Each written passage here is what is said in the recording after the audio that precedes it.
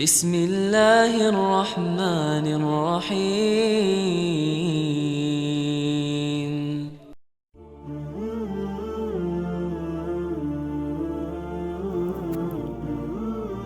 Wabashiri, dan sampaikanlah kabar gembira,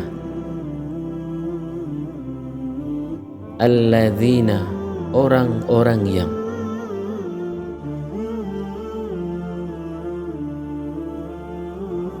amanu, mereka beriman,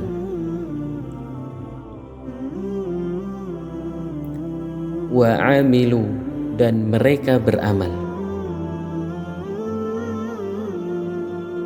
as-solihat, amal soleh, anna, bahwa,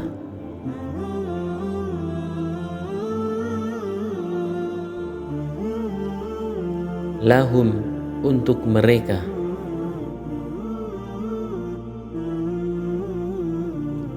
jannatin, surga-surga,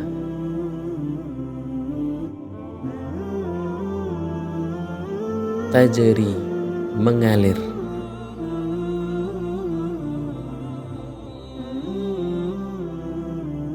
min, dari,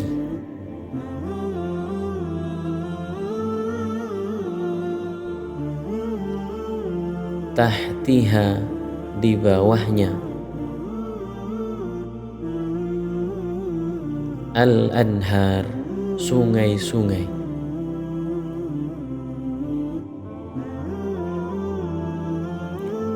kullama, setiap kali,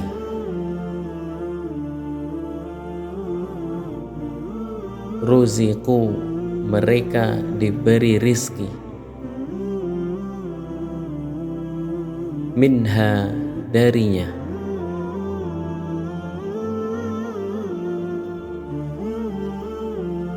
min, dari,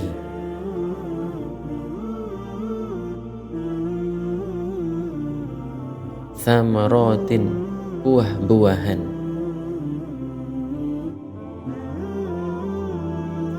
rizqan, rizki,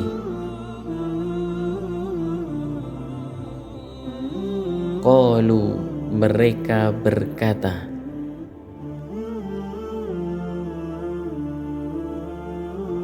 hadza, ini,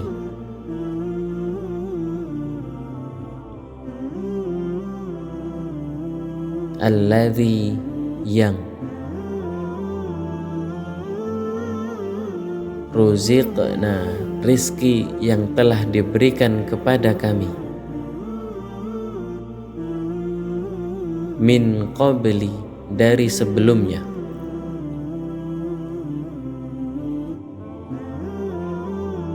wa atu, dan mereka diberi,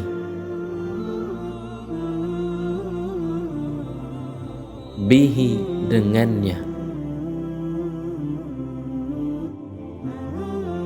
mutasyabihan, yang serupa, walahum, dan bagi mereka,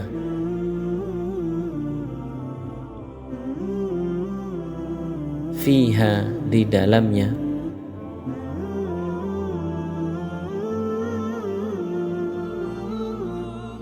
azwajun, istri-istri,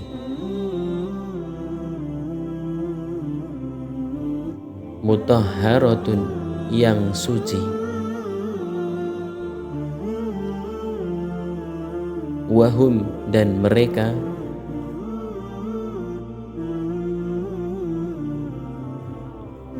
fiha, di dalamnya,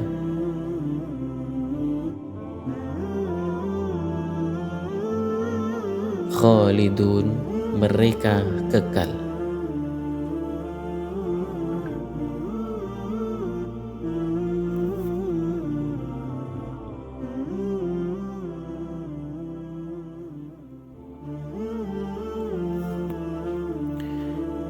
Di antara metode pendidikan Al-Quran adalah menyebutkan perbandingan antara dua hal yang kontradiktif. Ketika Allah Subhanahu wa Ta'ala menyebutkan masalah iman, maka kemudian akan diikuti dengan kekufuran ataupun sebaliknya. Ketika Allah Subhanahu wa taala menyebutkan orang-orang yang berbahagia, maka pasti akan diikuti dengan menyebutkan orang-orang yang celaka. Begitupun indahnya surga akan diikuti dengan siksa neraka. Maka di dalam ayat ini, setelah Allah Subhanahu wa taala menyebutkan balasan orang-orang kafir, maka kemudian Allah Subhanahu wa taala mengiringinya dengan memberikan penjelasan terhadap ganjaran orang-orang yang beriman, yang membuktikan imannya dengan amal soleh. Di dalam ayat ini Allah Subhanahu wa taala memerintahkan nabinya Nabi Muhammad SAW dan para ulama setelahnya untuk menyampaikan berita gembira. Berita yang menggembirakan itu adalah surga dengan berbagai kenikmatan di dalamnya, tempat kesenangan yang abadi yang disediakan bagi orang-orang yang beriman dan membuktikan imannya dengan ketaatan dan amal soleh. Allah Subhanahu wa taala memberikan gambaran kenikmatan surga karena memang manusia cenderung kepada sesuatu yang disukai oleh jiwanya.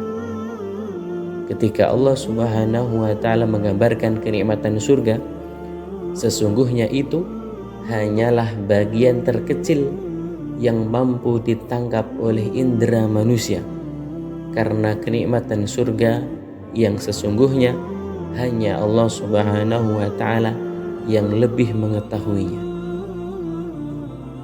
Di dalam sebuah hadis, ketika Allah Subhanahu wa taala menciptakan surga dan malaikat melihat kenikmatan surga itu, maka mereka, para malaikat berkata, "Fa wa'izzatika la yasma'u biha ahadun illa dakhalaha." Demi keperkasaanmu, tidaklah seseorang mendengarkan surga, melihat surga, melainkan ia pasti ingin memasukinya. Surga yang penuh dengan kenikmatan merupakan isyarat akan keagungan dan kemuliaan surga yang tidak akan berakhir nikmatnya dan kebahagiaan yang sempurna bagi penghuninya. Dan di antara kenikmatan surga yang digambarkan di dalam ayat ini adalah berupa taman-taman surga dengan istana-istana yang mengalir di bawahnya sungai-sungai. Para penghuni surga itu akan mendapatkan buah-buahan yang menyerupai buah-buahan di dunia dalam segi warna, bentuk, dan jenis. Sedangkan bahan, cita rasa, dan ukurannya berbeda dengan buah-buahan ketika di dunia.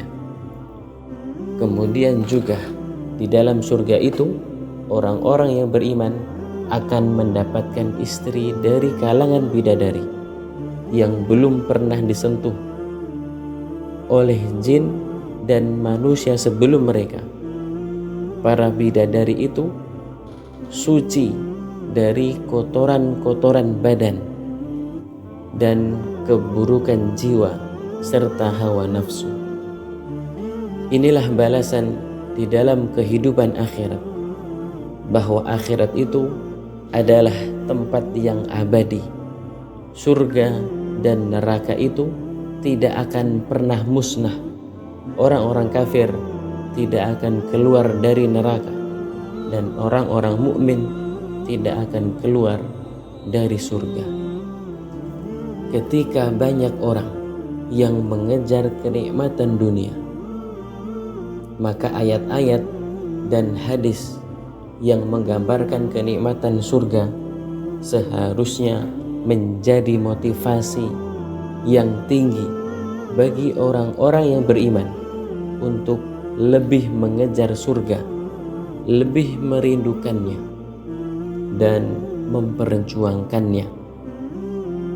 Karena surga dengan berbagai kenikmatan di dalamnya lebih layak untuk dikejar, lebih layak untuk diperjuangkan daripada kehidupan dunia.